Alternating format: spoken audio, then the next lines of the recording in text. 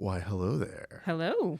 This is our first inaugural episode of, we're calling this Refried Scenes. Yes. That's what we're going with. Yeah. I feel like we should record this in a Mexican restaurant. Just see if I can just throw some sound effects. And it's not underneath. just because I'm craving nachos right now. Well, any self-respecting person craves nachos at all times of the day. This is a late Friday night recording. Yes. Yes. Everyone else is partying uptown for the All-Stars. We are about our business. That's right. Yeah. That's right. So the purpose of this is going to be a Patreon-only show for you $7 and up people who pay to listen. This is what's going to replace the unfortunately defunct Test Your Might show, which you only got to get on once. I'm upset you didn't get to get on when since we revamped everything. I think most people would have had a better shot. Things would have been a little bit different. But maybe one of these days. One of these days. You'll bring it back. Mm-hmm. I'll have a fighting chance. If it makes you feel any better, the guy that beat you lost in the championship. There you go. Vilified. Good. So, well, the purpose of this show is everybody likes to complain about how the originals are always better than the remakes, right? Mm-hmm. It's always, they're just doing a whole bunch of remakes in Hollywood. Hollywood has no new ideas. They're just remaking everything. Yeah, which, I mean, there's... True. Yeah, I mean, you're not wrong. It's because the original stuff people don't go out to theaters to see. That is very true. Yeah, Hollywood is a business at the end of the day. They know what makes money. Yes. So we figured, what better way to tell if the original is better than the remake than to sit down and watch both of them? Yes. And then we can get this business sorted out once and for all. And what is our first movie or first set of movies we're talking about this We time? decided to go with War of the Worlds. Yeah, we're on War of the Worlds, man. Yes. This So is one of your picks. Yes. We're doing the 1953 version and the 2005 version. We're ignoring the TV movies. Probably a good thing. Yeah. Have you seen the TV movies? I've seen bits and pieces. That one actually does follow the novel closely. Would you say it's the closest? I think probably. Okay. But it stars C. Thomas Howell, and why? C. Thomas Howell. Is that Dexter? No. That's C. Thomas Howell. Gosh, I'm showing my age. He was Ponyboy in The Outsiders way back in the 80s. Yeah. Was it the Dexter guy? Was he one of those three-name guys too? Yeah. And I'm blanking. I'm blanking on Dexter. It's too late at night to be talking about slashers anyways. Yeah, no doubt. Particularly after all those fire trucks and ambulances. Right. Right. It might not be C. Thomas Howell, but someone's getting slashed. Somebody's getting slashed, yeah. So we're going to talk about War of the Worlds. Yes. Yeah, I think there's a good idea on your part. Man. Yeah, because I hadn't seen him in ever, so. Yeah, I'd seen the Spielberg joint. I saw it in theaters when it came out. Same here. I think I might have seen bits and pieces like on TV since, and I'd never seen the 53 version. You'd never seen the 50? Okay. No. Yeah, I actually own the 53 version back when I was doing programming for Con Carolinas. I would show it pretty regularly in the media room. Oh, okay. But I hadn't seen the Spielberg one since it came out because I did go see it in the theater. Yeah. So. For me, I think this is going to be a nice little film education because I'm pretty sure a good number of these older joints, the originals. I haven't seen. Like if we do Scarface, I never saw the 1939 or whatever. That one I have not seen. I'll see. Everyone's learning together. Yeah. On this podcast. Yeah. So you want to get into everybody knows what the premise of War of the Worlds is. Yeah, the premise is, right? is the Martians come and invade and blow shit up. And yes. Can I curse? Oh, why not? Oh, good. I earned my explicit tag. That's right. God, this is pay for, So, they come down, blow shit up, blow people up, and then catch a cold. Pretty much. Pretty much that is. That's What if H.G. Wells just wrote that on a napkin and sent that to his editor? Okay. All right. He probably was in a tea shop and just like, Martians catch cold. I like that. Yeah, okay. Expand on that. Yes. Yeah. Yeah, I mean, that's pretty much it. That's pretty much it. So let's talk about the 1953 version. I got a couple of facts for us. Directed by a cat named Byron Haskin. Are you familiar with Byron Haskin's work? I'm not. Now, George Powell is the name that's usually associated with the movie because he produced it. And he produced a whole bunch of 1950s sci-fi. So that name is familiar to me. But when I was watching this week, I was like, who's him? Who's this Byron guy? I'm looking at, there we go, as his filmography as a director. Yeah, it ain't looking. Oh, he says special effects. Oh, he did From the Earth to the Moon. I've seen parts of that. Captain Sinbad. as far as directing, I'm only seeing War of the Worlds. Yeah, well, see, he's got cinematographer credits, he's got Yeah. director credits, he's got effects credits. So So he was a hard-working dude. he while was in hard, Hollywood, when man. he was, So, but this seems to be his most well-known directorial.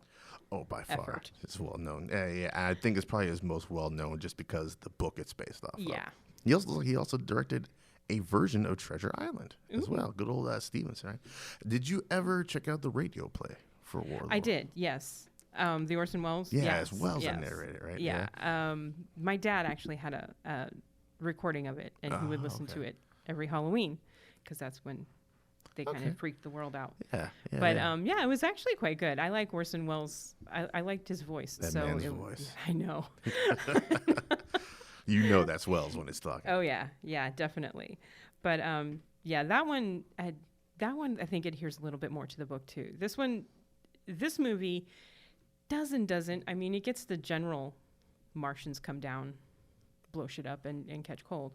Yeah. But here we're more focused with the scientists trying to beat the Martians. Yeah. That's the one thing I actually found kind of interesting because what I planned on doing is for these is watching the original and then watching the remake. And I got them both on iTunes, but for some reason the original wasn't playing for me when I rented it, so I just watched the remake first, and I think I kind of enjoyed it better because I watched the remake first. It's from a whole different perspective. Yeah, because this follows the ships in this one come down with a meteor. It's just the whole ship comes down. Yeah. And crash lands outside of a little town in California. Just happens to have a few scientists fishing nearby. Right? Yeah, really convenient. Very convenient. And I love the fact, this is where Mystery Science Theater gets the name Dr. Clayton Forrester, because Dr. Clayton Forrester is the lead character in this movie. He was out just fishing. You can take the plane back. With his Geiger counter, because he happened to have that in the car. I think he explained the way, because I think they come from a conference, didn't they? Or I they think come so. From, They were coming from a conference, which is why they had, well, it's 1950, so everyone's wearing a suit and tie, even though they're fishing. Right? I noticed that. I was like, man, we need to go back to a time where dudes were a little bit dressier. Just dressed up to fish. Yeah. But yeah, this meteor crash lands, and the town comes out to look at it, and it's so 1950s at this point because their entire attitude is just like, "Hey, Buck, grab your shovel and go hit it." Yeah, go smack it a Go couple of smack times. it a couple of times. And they're there 10 minutes before they realize the Geiger counter's going off and this thing is radioactive. Right? Yeah. So the Geiger counter goes off. I noticed this, and then someone's like, "Maybe we should get these people out of here." And I was like, "Smart move." And the cop's like, "I'm gonna leave 3 deputies here," and I'm like, "What about these 3 poor assholes?" What did they do? Who, if they had not gotten fried by the aliens, would have died of skin cancer Yes. anyway. Yes, absolutely. Pulling the short straw. I feel sorry for these guys. Did they seem? I'm not sure if it was just because of the 1950ness of it, but did they seem kind of country bumpkinish? They did. To you? They did. This Yeah. is a small town, but they seemed exceedingly pumpkinish. Yeah. It's just like, let's get a white sugar bag and hey, everyone knows what this means. Oh, yeah, there's a meteor that crash lands, but we're still going to have this hoedown that we planned I on know. throwing. This is It's like early Battlestar Galactica. whale-sized radioactive meteor outside your town, but we can't cancel that square dance. No, I'm you can't sorry. cancel it. We gotta go square dance. It might have been the end of the world, so you got to get one last good One square last dance. square dance. Yeah, this was a very this movie was very like technical in their approach to how they should handle this thing. Yeah. Which I actually kind of dug that, I think. Yeah, the army almost immediately comes in, Right. and once the 3 bumpkins are obliterated, Those poor fools. the nice little ash, little ashen outlines, ash out on the chalk floor. outlines. It's like, wait, where are those 3 that I left here? Oh, I think that's them over there. The army immediately comes in and, of course, starts blasting away. Which I think is probably what would happen nowadays. I think so as well. Yeah, and General Mann. I love General Mann because I think he had a cup of coffee in his hand the entire movie. He's blowing stuff up and taking sips of coffee, and I'm like, Well, you got to stay caffeinated you gotta during the stay end caffeinated times. during the end of the world. But You know what? And I have that as my. I wrote down my favorite scene from this movie is when he comes in. He shows up like the colonel had already set up base, whatever. The general rolls in. He told the colonel, he's like, hey, I'm not going to mess with your operations. I'm just here to check out what's going on and report. And anyone who's ever been in the military wishes that's how it happened. Because the leadership shows up and just fucks everything up when we already had something good going. But this guy's like, no, I'm not going to mess with your groove. Just let me do my thing, and I'll let you do your thing. And unfortunately, he ends up having to leave this joint anyways. Yeah, that's unfortunate. But he comes in, starts blowing stuff up, but nothing is affecting. Nothing's working. No, nothing's working on these Martians because they've got little glass domes over their ships. Glass domes solves everything. I love the effects in this movie because I love the ship design. It's my favorite part of the film is the ship design. But the little glass, because they have shields. But it looks like a little glass dome over each of the ships. Yeah, it's like, is this a Hallmark ornament or a space I would totally buy that Hallmark ornament. Hell yeah, I would. That's what you put on your tree. That's something. There's a little glass joint with a ship inside of it. Yes, absolutely. We're gonna pitch just the Hallmark later on.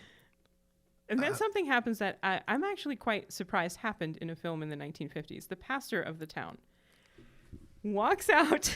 I forgot about that dude. Oh, yeah. He decides he's going to go and tell them that they're friendly. So he walks out saying the Lord's Prayer. And they just obliterate him. They just take him off the map. Where's your God now, Pastor?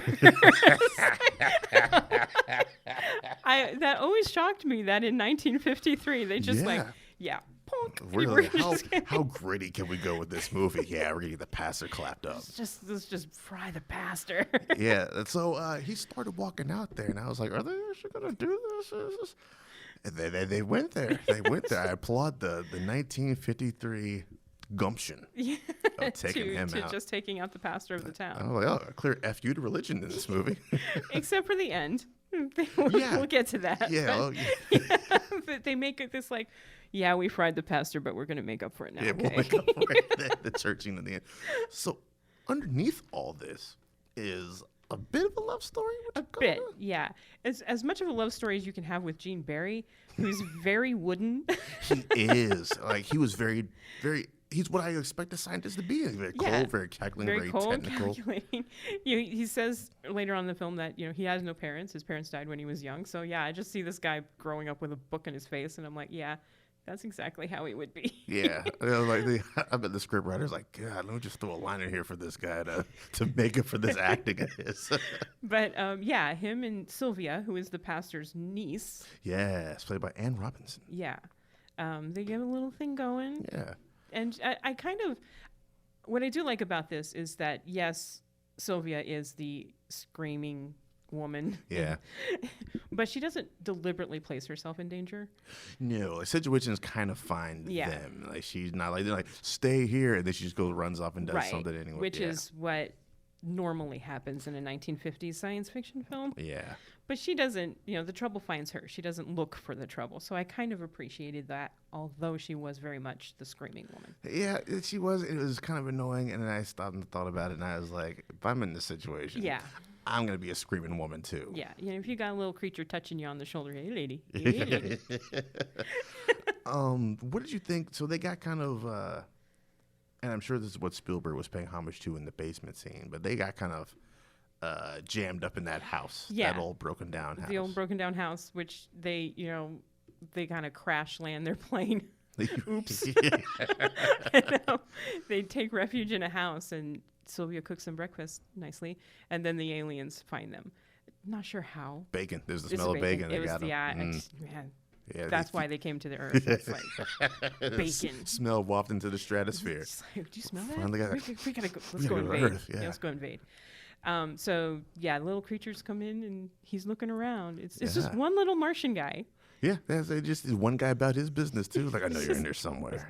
And he just comes and taps her on the shoulder. Excuse me, I'm lost.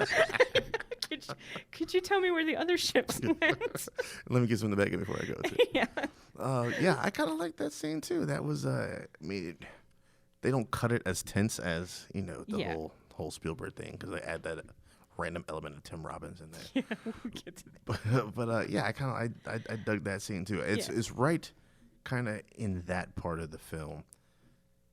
Is a drastic change for me. It goes from being alien invasion, we gotta stop this, to just full on kind of love story. Yeah.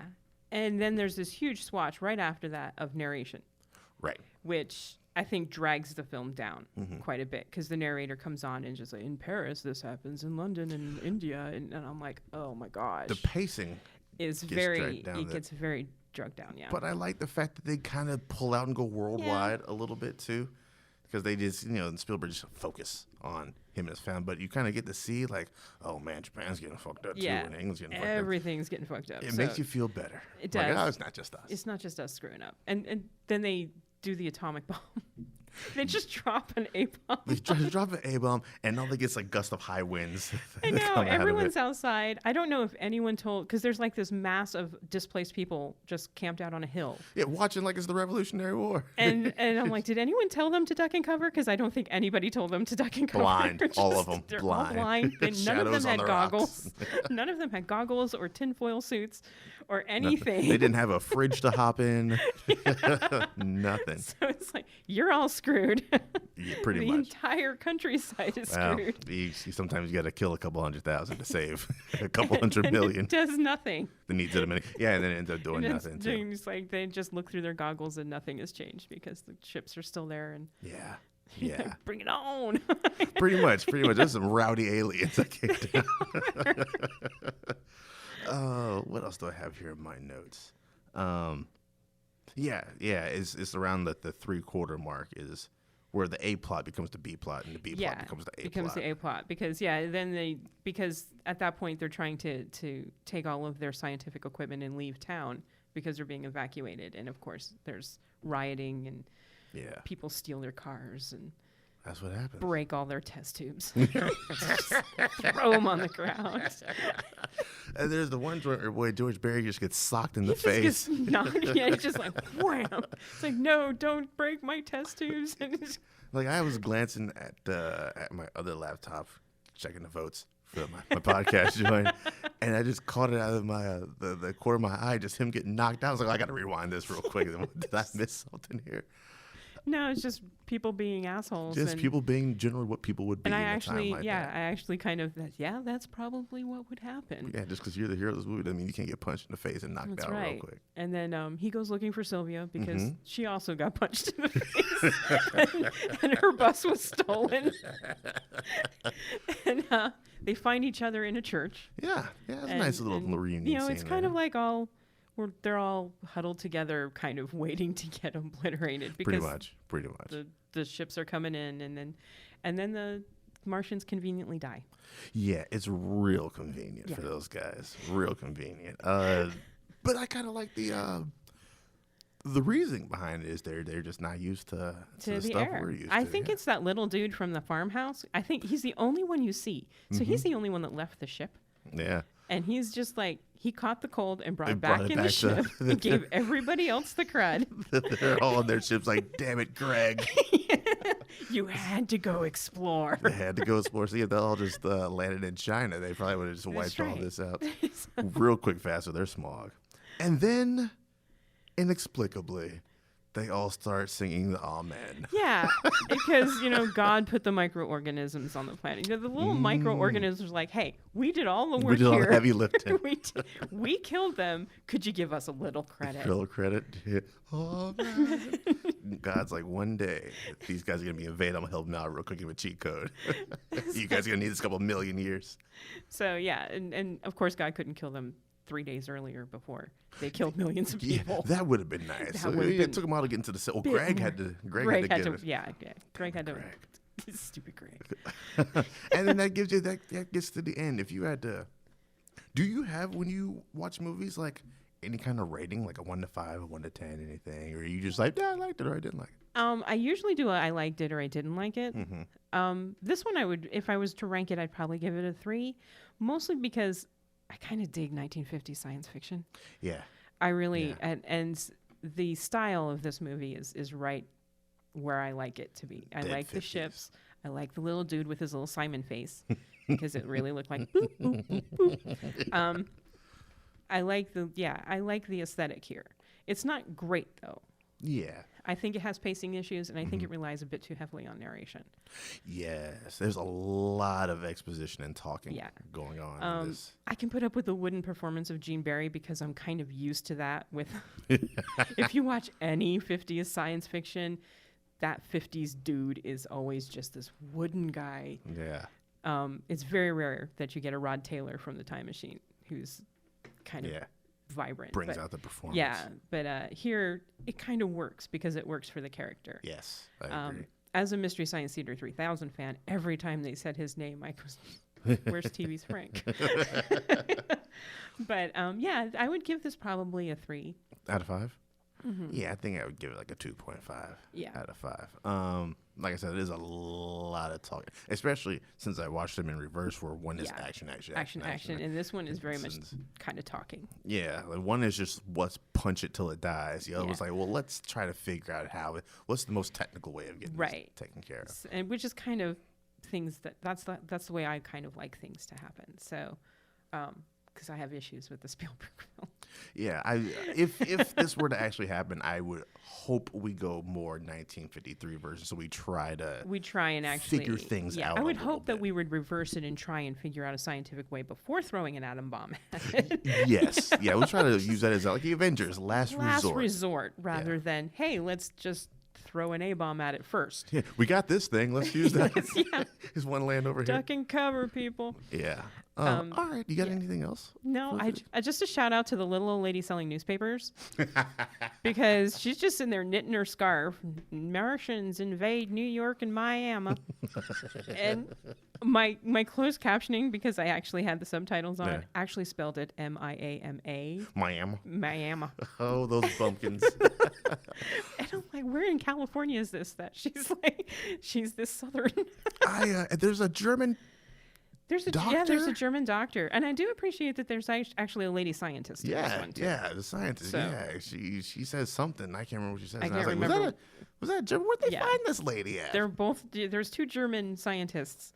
that were helping them try and figure everything out before all their test tubes got broke by the Bravo, leaders. 1953. I know, it's like you broke all the test tubes. They were trying to help. We're trying to make up for the whole nastiness we had a couple years ago. Sorry about that. Sorry about that. But we're helping this alien invasion. I mean, ours didn't quite work, but we'll save you from the Martians. The Martians. They're the real enemies here. All right, I guess. So that is the 1953 version. 1953 joint. Do you want to roll right into the 2005? 2005. Yeah, we don't Steven Spielberg. We don't have a commercial break, so yeah.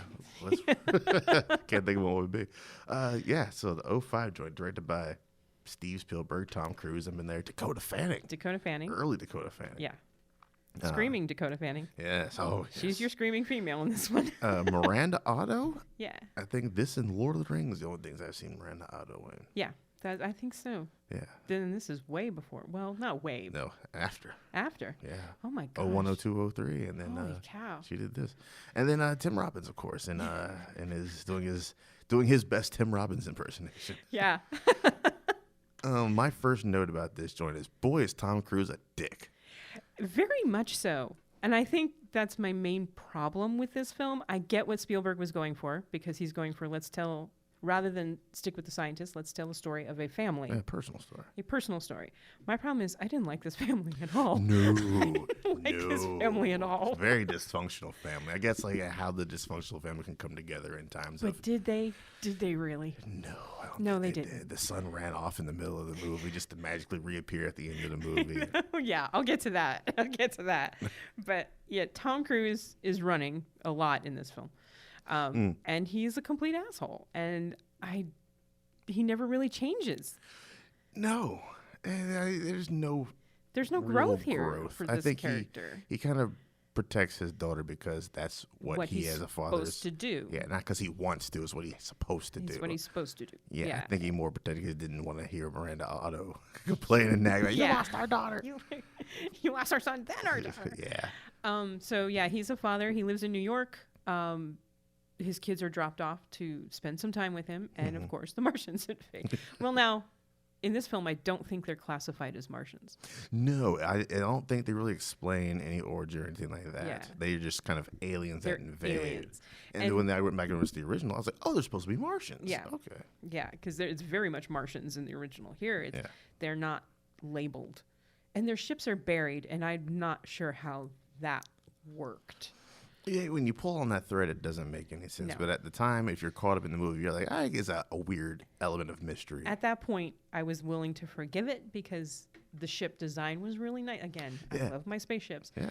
The ship design was really nice, and I liked that. And the Agreed. action was really good when it was in New York. Yeah. And they were just coming up out of the ground and just zapping everybody and turning them into dust. Yeah, I'd like how he kind of navigated around that R rating by just kind of like ruffling their clothes and then they just And disappear. then they just kind of, Avengers disappear into dust. Oh, it still hurts. A year later, it still hurts. So, so he runs back to get his kids and then takes the one car that works. And I have to give a shout out to Manny the mechanic, who still fixed that damn car, even though aliens are blowing shit up down the street. So was that the car that when Tom Cruise is like, I don't know, change the blah, Change blah, blah, the blah, blah. solenoid. Yeah, he's Yeah. like, no, you need to change the solenoid. And then that's what Manny was doing while While aliens people are getting blown up and up. screaming. He's got the just, 5/8 no, wrench out there. I got to change this solenoid, man. He's going to pick this car up any moment. I can My die for reputation's on the Martians. line. So And then Tom Cruise comes to comes his and car. steals his car, Oh, and then what he a gets dick. blown up. Poor Yeah. Manny. Oh, poor Manny. Oh, he gave him a chance though. He To be did. fair. He did tell him to get in the car. Tell him to get in the car. Get in the car. and then he decides he's going to drive to his ex-wife's house because he wants to unload the kids. I assumed, like, at first my naive ass was like, all right, they're just going to go to where the aliens aren't. They can hole up or whatever. And then his kids kind of call him on his BS. Like, he just want to drop us off. Yeah, Mom. because he's obviously not leaving the Bosnia Wash area at all. No, not at all. And they get to the house, and I want to know what Tim does for a living, her new husband. He's 'Cause quite nice off. That house had a basement within a basement. had a Panic room. basement within a basement that could withstand a plane crash. Right. Because a Right. plane crashes into the damn house. And yeah, and then they walk out of there like it's all nice Yeah. and safe. And let's go see what's going on inside that plane. There's no bodies in that plane. And I understand that it's PG-13. Oh, yeah, I never really thought about that. And There I'm are. like, so did they like zap all the people on the plane? But there's also no clothes lying around. Yeah, either. there's just, nothing. Just the drink cart. Just the drink cart that the very convenient news crew is Yeah. raiding. Yeah. Because a very convenient news crew comes up and tells Ray, because that's Tom Cruise, Yeah. Cruise's Ray, Robbie, and Rachel. They like their R's. Tells Ray what happened. Basically, that's their job. That's Hi, their we're going to show specific- you how they got into the ships. And this was where the movie started to fall apart for me because I couldn't understand why the news crew was so hungry.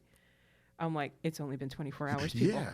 Why are you starving? You could have stopped anywhere and got some food. But they're like ripping open airline food. I'm like, there's better food in the store down the street. I'm almost positive there's better food. The food line right there, lady. It's like- but they're like, oh, nom, nom, oh my God, we're starving. And I'm like, I don't know why you're starving because it's literally been 24 hours. Yeah. It just got cracking. And at first I thought, I rewound it because I was like, did I miss a time jump?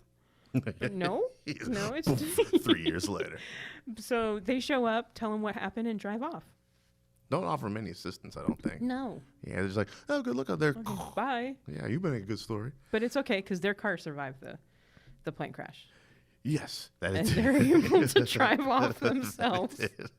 I like one thing I really like about this movie is it gets popping immediately. It does. 15 minutes is what I have. For Yeah. 15 minutes, aliens are invading, which I was like, all right, this movie's going to be moving.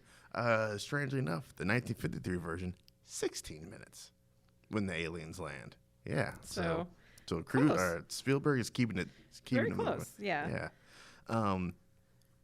When I was thinking about it, I was watching the movie. One of the things I think he was doing is he was mirroring what he was doing in Jurassic Park. He takes a guy with the two kids who doesn't really want the two kids and Right. then uses this traumatic situation to To try and bond them. bond them together. I think he did it better in Jurassic Park. One worked, one didn't. Yes, because this one didn't really work for me. Because once they drive off from the house, because then he decides to go to Boston Yeah. Because again, that's where his ex-wife is, and he wants to unload the kids. I mean, is it? I mean, I think it's kind of that, but really, what else else is is your he gonna game do? plan? Yeah, you can't stay there. You got to go somewhere. I would kind of just get away from big cities. I probably would. Okay. Just All keep right. the kids safe, get away from the big cities. Okay, that makes sense. And then, try and get a hold of the ex-wife later. But no, he's going to go. Yeah, he can go drop those kids off. Yeah, he wants to go find the ex-wife. And naturally, they get caught up in a mob that steals their car. That is a great scene. That is probably one of the best scenes of the movie is that, because that was very tense. Yes, yeah, and then when that dude gets a hold of Tom Cruise's gun, and then just fires into the car to get the driver out of the way. So, and I was a bit like, so he's the only one with a gun, and then the other guy showed up with a gun. I was like, okay, yeah, that was actually well framed. Yeah, you don't see it until that camera moves, and you see the gun on the other guy. So, what else? And then they continue to walk, and this is where Robbie, the teenage son, started to really just piss me off. Irked the shit out of me. If I was Tom Cruise, Tom Cruise is, what was his name? Ray. If I was Ray, I'd have been like, yo, just go. If you want to go. Because he's like, I want to join the army. I want to fight. I want to fight. So he didn't want to deal with the wrath of the ex-wife. You That's let our right. son do what? So eventually the kid does run off. Yeah. No idea how he survives. No idea either. But he does run off. Obviously doesn't join the damn army because he's not wearing an army uniform. No. Well, I don't think that's not how the army works. I don't think that's how the army works. In this situation, they may just take everybody. Yeah. But at the same time, he's at the end of the movie, he's unscathed and he's in Boston. So that little motherfucker just walked off and walked his ass to Boston. He just didn't want to deal with his dad and his little sister anymore. I wonder if that was his whole underlying plan. So. I want to see. Okay, bye. I'm going to go take these, back roads to Boston. Bye. How he got there before, no idea. Well, they got caught up with Tim Robbins. For how long? It's like a day and a half. Okay. Well, all right then. But we are led to believe that Robbie died in the giant explosion, right, over the hill. Yeah. And I'm wondering if that's what happened in the original script, and then Spielberg had a little family moment and decided to drag bring him him back back out. at the end. Yeah. You know what? Yeah. That's probably what that's his walkie-talkie from E.T. moment. That's like, his close enough. I can't kill the teenager. No, we'll bring him back. We'll bring him close back. encounters regret with was that Rob Schneider? Wow. Richard Dreyfuss. Because he regrets him going off. I don't know why that character was just. This character is detached from his family. Anyway. Yeah, I mean there was. So Robbie runs off, and Ray and Rachel get caught up with Tim Robbins. That's my favorite part of the movie is Tim Robbins being super Tim Robbins. Super Tim Robbins, but this is what I was like, this made no sense to me at all. I'm like, is he crazy because was he crazy before the alien invasion? Oh yes. That's the only answer. He was crazy digging before. a tunnel to Washington. Well, I mean, El Chapo dug a tunnel out of jail, so. But did he dig it from where are they? I don't even know where they are exactly at this point. Yeah, they don't really specify. But that's still a long answer. This ain't Shawshank tunnel he's digging. No. There's no sewer to swim through. He's just digging a tunnel. Do you think he's making a deliberate Shawshank reference with that I think tunnel? so. And Tim Robbins? Yeah. Yeah, I think so. Is. Yeah. Because the tunnel ain't going anywhere. He's got like 2 feet in. I mean, he's you not. gotta start somewhere. He basically dug his grave. Oh my God, I didn't even think about it like that. Which again didn't make sense because I get that Ray felt he needed to kill him to save his daughter. Yes. But just leave. Yeah, or he could have just left. Yeah, or knock him unconscious. Yeah, I think killing was a bit much. Yeah. And I think we're supposed to think this is how much Ray would do for his daughter. I'm like, but then 5 minutes after that, he lets her run through a door. That's also very, yeah, you're not wrong there. She just runs out of the house. Yeah, that's a good point. And stands in the middle of a field screaming. But he told her, didn't he? He said, go stay off right to here, stay right. Yeah, he said, stay right. And she just. Dakota Fanning, man. I know. Terrible. She had to go scream in a field and get picked up. It's been 5 minutes since I've screamed. Yeah. and get picked up by the giant machine. I do like the scene and they're in the basement where all three of them are trying to hide as they're coming. That's good. As the aliens actually come. This is a callback to the original film where they're in the old house and the alien comes in. Here it's two aliens. This creature design to me really was reminiscent of Independence Day. Okay. I wasn't sold on the creature design. Yeah. It was. Well, you only see him for a brief couple seconds. You don't in both films. You don't see the Martians almost. You don't see them a lot. Yeah. And it works. I think in both films it works not seeing them, just seeing the ships. Took the old Jaws approach. Yeah. So they come down and they're just like looking at things. They're just exploring, and they're just. I like the way they were creeping around things to keep out of sight. So I did like that. Was a very tense scene. Trying to not make any noise, whatever, and they had to avoid the giant eye coming through and put the mirror in front. I thought that was actually really good too. Yeah. And here it's where they notice that the ships are draining humans of blood. Yeah, I was like, this is much. This is a bit and then much. I'm assuming they're terraforming. That's all the red vines and whatnot. I assume that they're terraforming it. Because I feel like part of Morgan Freeman's narration in the beginning is their home was starting to die. So they're coming to invade to terraform and make a new home. And from what I understand, we're fertilizer? Apparently so. Yeah. Okay. They just sucked us up and just spit us out. Yeah. And the whole, them getting picked up in the pods or whatever. Yeah. There was something different there. That was something different because they have big pods hanging off their ship and they've got humans in there. And then there is a big asshole on the ship that sucks people up. Oh, the old reverse asshole. That is a huge just ass on the ship. And I don't know why it's sucking people into there though. Yeah, just throw the grenades at the poop chute. That's basically what he does. Yeah, I feel like that giant asshole is specifically there so we can figure out a way to get those grenades up there. Yeah, screenwriter's like a giant asshole. Yeah, because that's not a machinery. That looks like it's organic. Yeah, like it. I guess its sole purpose was to just suck up what was ever in that biopod and then spit. The contents. The contents. I don't know. That it starts to get really weird at that point. Yeah. Yeah. And then, Tom Cruise stuffs some grenades up its butt. It blows up. I just want to isolate that sentence and have that on loop over and over and over. I'm sure that's just Friday night for Tom Cruise. Aliens involved. He's like, this is right. He read the script. He's like, yes, I will. Yes, I will shove some grenades up a butt. They kind of do the something similar in Edge of Tomorrow with the grenades. Yes. At the end there, where he kind of releases and the pins, float off or whatever the case may be. So I wonder if that's a callback to this movie. It might be. But he's actually removed those pins with his mouth. Yeah, I don't understand why he had to spit the out. Just take it out with your hand. What? No, he had the other guy was holding his hand. So what was the other hand doing?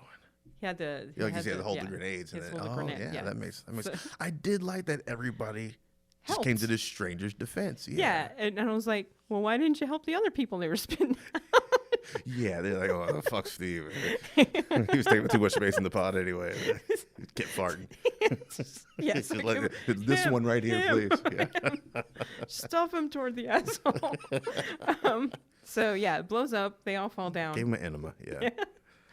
And then they run off again to Boston. And I think at that point, they just walk into Boston. Yeah, and this is the first time we see the military. Like, we don't see the military until the third act of this movie, where I think like the second act in the other movie is where they pop up. And I was like, this took an awful long time for the military to.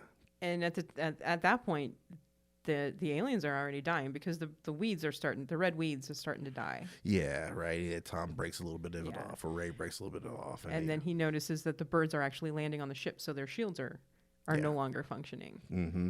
Yeah, and then it was a wrap after that. Yeah, it was just like, shoot them down, and they're all dead. Caught a cold. Action, end of story. Yeah, and then he walks up to his ex-wife's parents' brownstone. Yeah.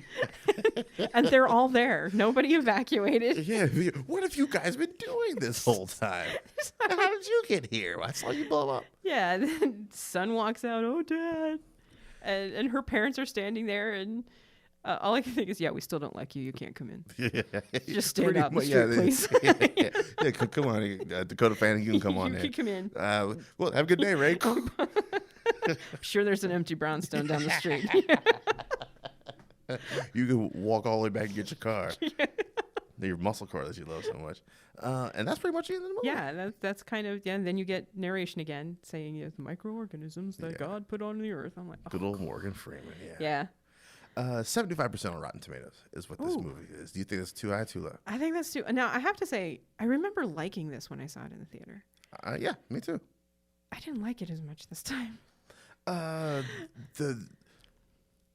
I didn't like it as much, but the parts I already kind of like, I liked even more. Like, I really like all the stuff with Tim Robbins.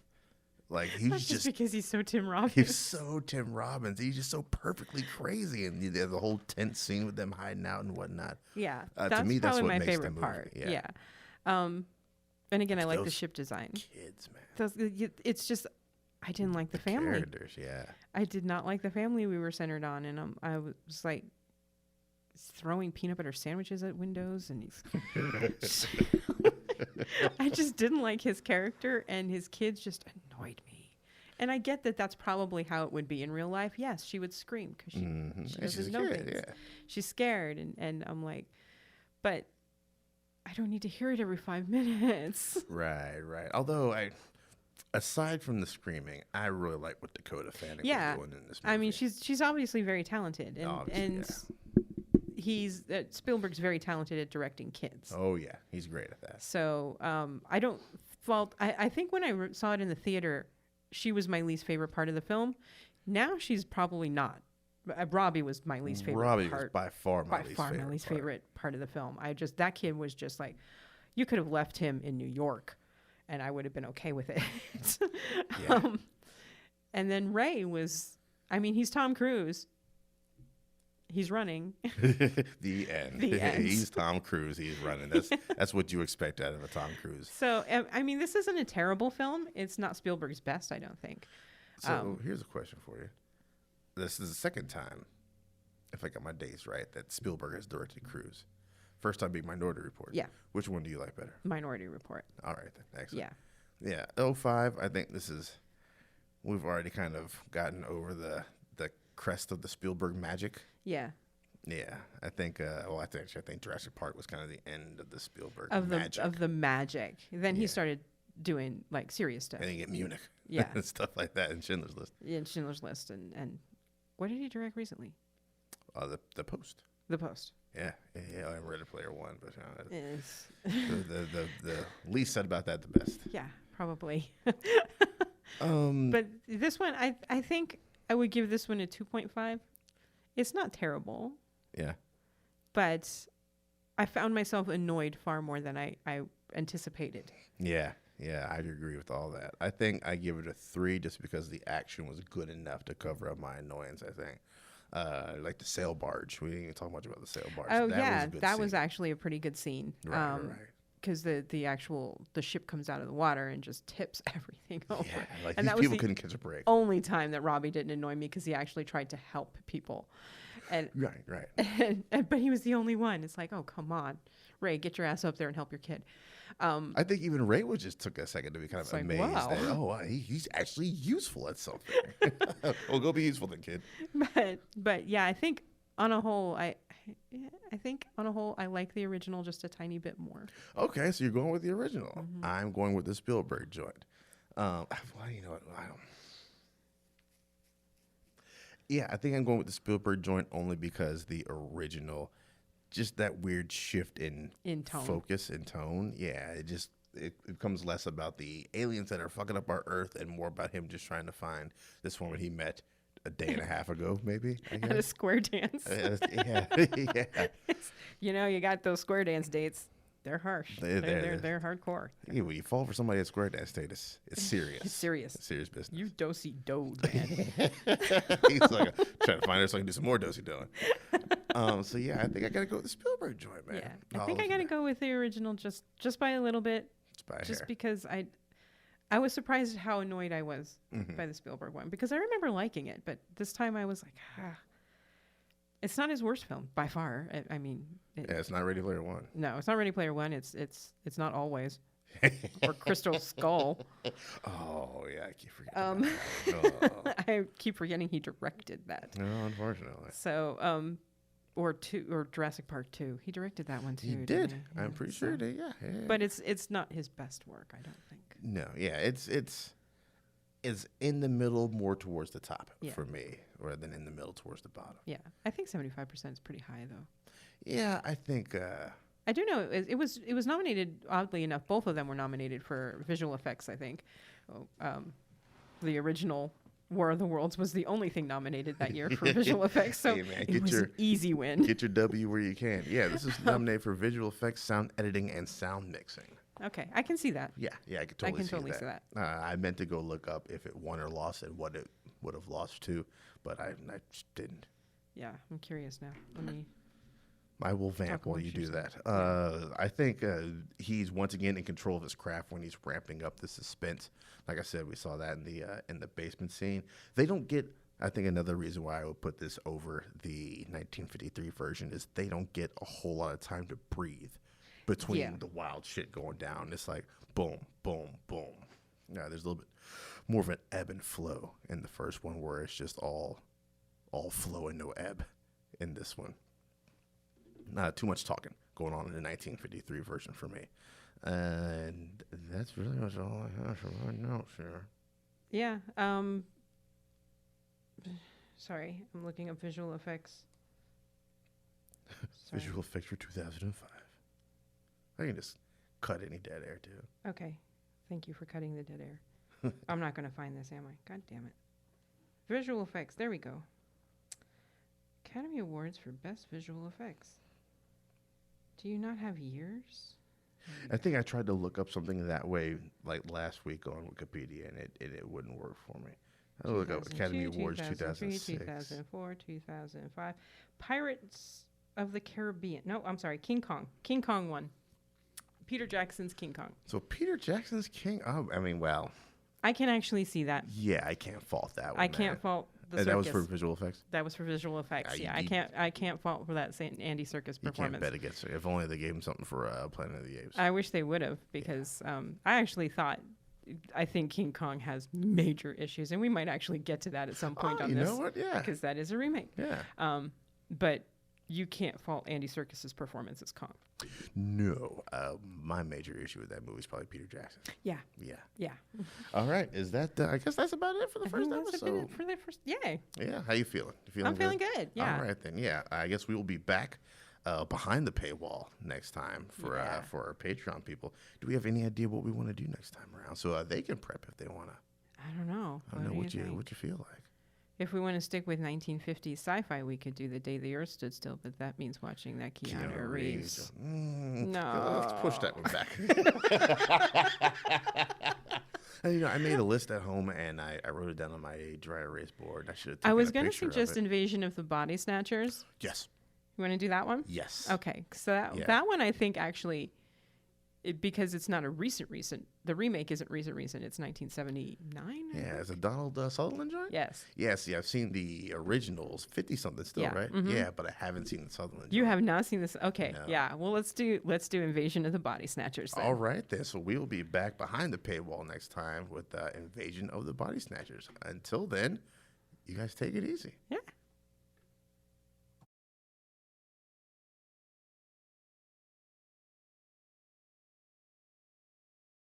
And then, Tom Cruise stuffs some grenades up its butt, some grenades up its butt, some grenades up its butt, up its butt, up its butt, up its butt, up its butt, up its butt, up its butt, up its butt, up its butt, up its butt, up its butt, up its butt.